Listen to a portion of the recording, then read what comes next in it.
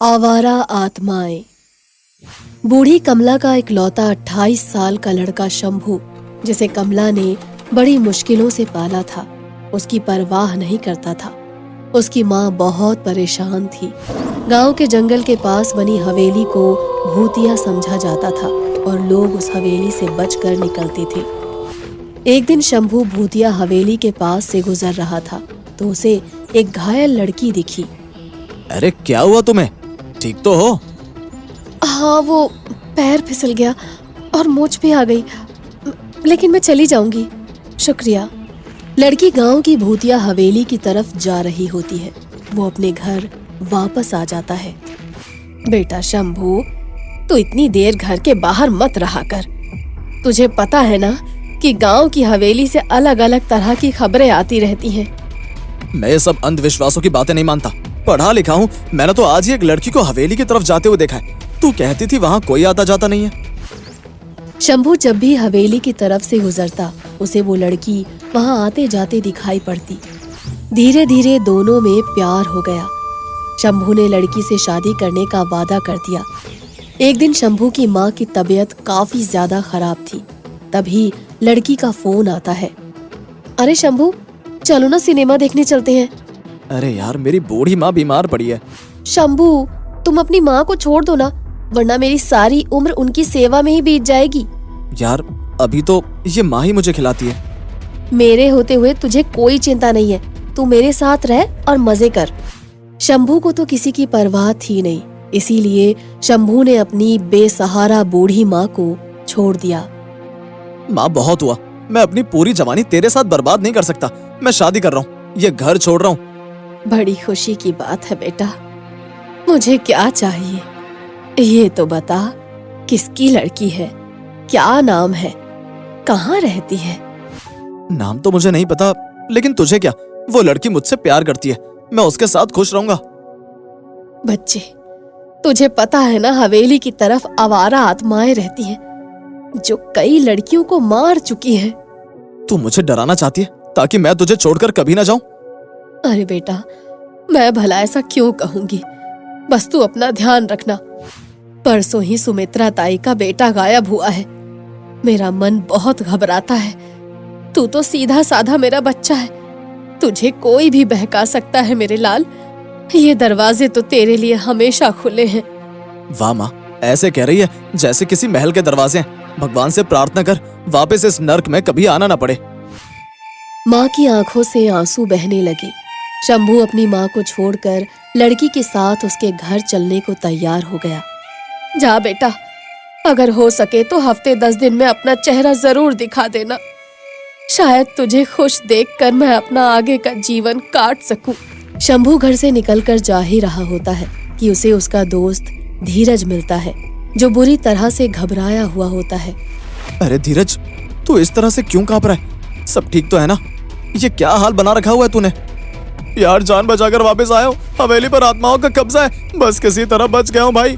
तुम लोग न जाने क्या बकवास करते रहते हो। उस खूबसूरत हवेली में ऐसा भी क्या है? और तुम जानो तुम्हारा काम, मैं तो चला। आ गई शंभू, बड़ी देर लगा दी। कब से तुम्हारा इंतजार कर रही हूँ। हमें जल्द से जल्द शादी कर लेनी चाहिए। यहाँ गांव वाले तो हवेली के बारे में बेकार की अफवाह फैला रहे हैं। तुम्हें डरने की कोई बात नहीं है। मेरे साथ होते हुए तुम्हें कोई भूत प्रेत आत्मा परेशान नहीं कर सकता। लड़की जोर जोर से हंसने लगती है और उसका हाथ पकड़कर उसे अपने साथ गांव से दूर हवेली में ले जाती है।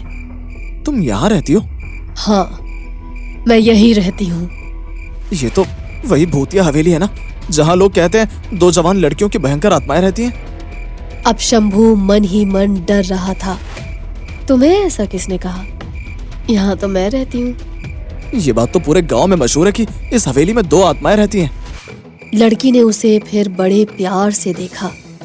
तुम इतने पढ़े लिखे होकर भी आत्मा भूत जैसी चीजों पर विश्वास रखते हो?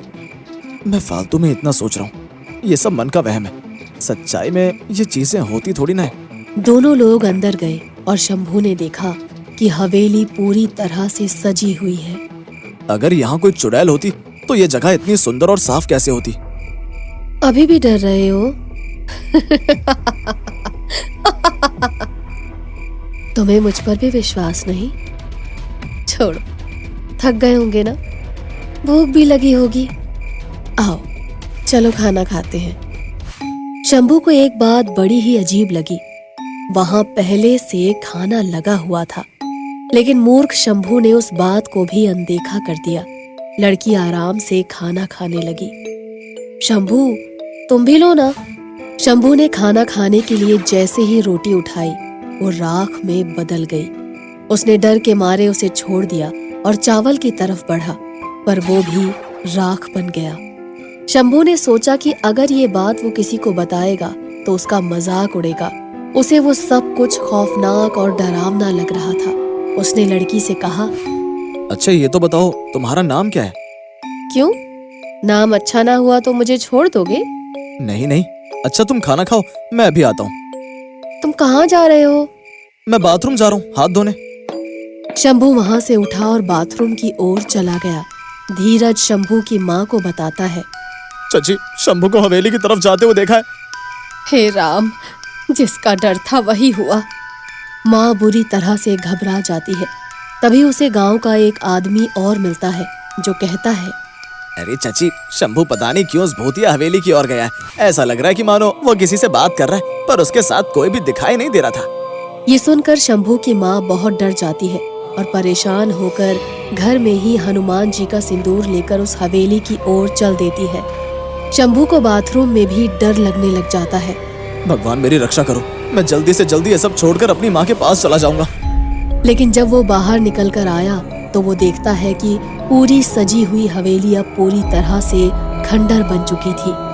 बचाओ बचाओ। तेजी से बाहर के दरवाजे की ओर वो भागने लगता है। उसके सामने से वही लड़की चली आ रही होती है, पर इस बार उसके पैर उल्टे होते हैं। मेरा नाम नहीं पूछोगे? प्लीज मुझे जाने दो।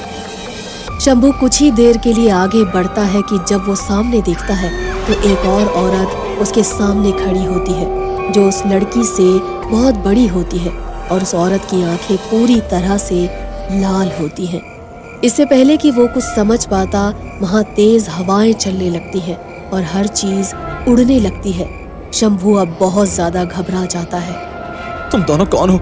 मैंने तुम्हारा क्या बिगाड़ा है? मुझे जाने दो।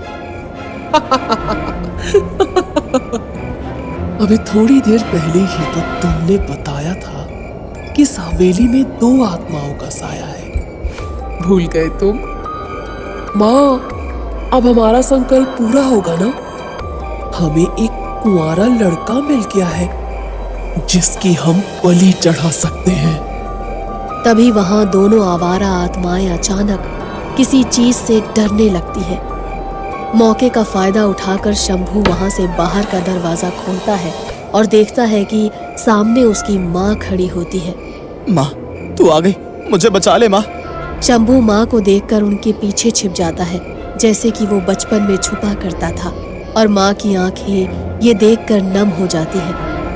बेटा तू परेशान मत हो, मैं आ गई हूँ ना।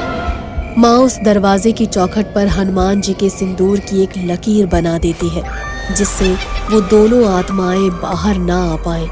आत्माएं हवेली में ही कैद हो जाती हैं।